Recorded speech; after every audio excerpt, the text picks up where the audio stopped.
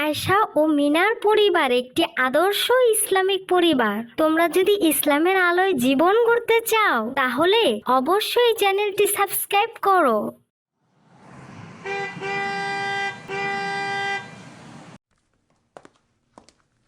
আসসালামু আলাইকুম। ওয়ালাইকুম সালাম। আপনি কেমন আছেন? আলহামদুলিল্লাহ। ভাবি, রমজান আসতেছে, রোজার জন্য প্রস্তুতি নিতে হবে। ভাবি, রমজান মাসে রোজা রাখবো, এর জন্য প্রস্তুতির কি আছে? ভাবি বসুন, তারপরে কথা বলি। ভাবি, আমরা যে কোনো অনুষ্ঠানের জন্য পূর্ব প্রস্তুতি নেই, আর রমজান হচ্ছে সব মাসের চাইতে শ্রেষ্ঠ মাস। মহান আল্লাহ তাআলার কাছে এটি সবচেয়ে প্রিয় মাস। এর জন্য মহান আল্লাহ তাআলা এ মাসে কোরআন নাজিল করেছেন।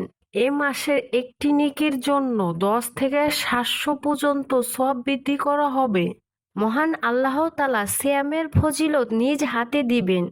সিয়ামের ফজিলত কি পরিমাণ দিবেন সে বিষয়ে মহান আল্লাহ তাআলাই ভালো জানেন। জান্নাতের 8টি দরজার মধ্যে একটি দরজার নাম হচ্ছে রায়ান, আর এই দরজা দিয়ে শুধুমাত্র রোজাদারগণ প্রবেশ করবেন।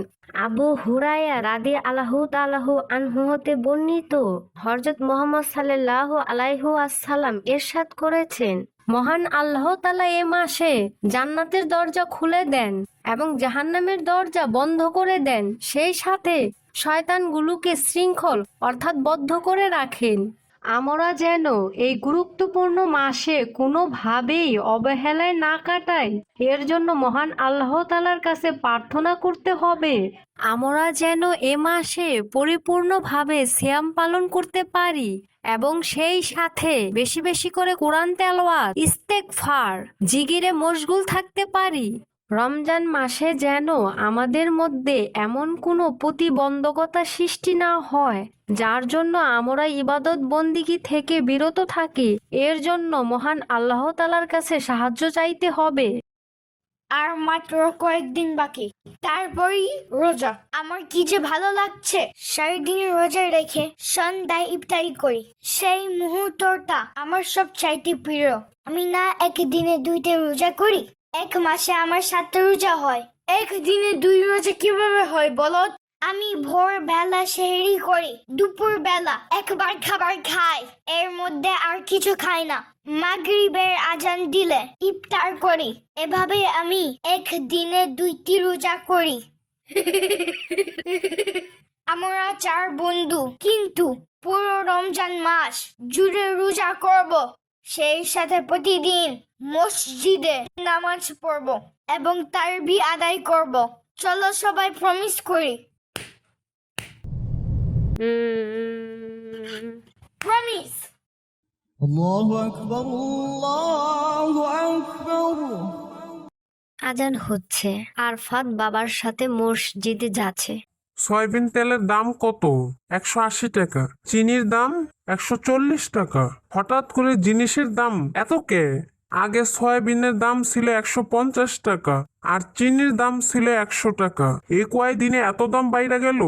সামনে রমজান, তাই রমজান হয়েছে দেখে কি হয়েছে, রমজানের সময় জিনিসপত্রের চাহিদা বাড়ে, তাই বড় বড় আড়তদারগণ সিন্ডিকেট কইরা জিনিসের দাম বাড়ায় বেশি লাভের জন্য।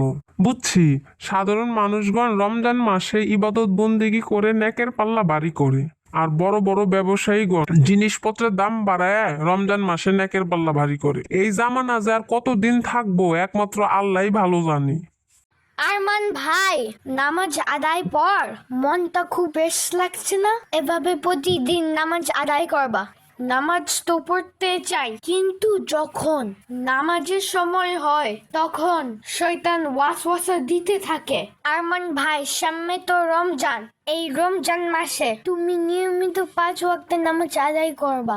একবার যদি তুমি নামাজ আদায় অভ্যস্ত হয়ে পড়ো, ইনশাল্লাহ সারা বছর 5 ওয়াক্ত নামাজ আদায় করতে পারবা। বাবারা, তোমরা কেমন আছো? জি ভালো আছে, আলহামদুলিল্লাহ।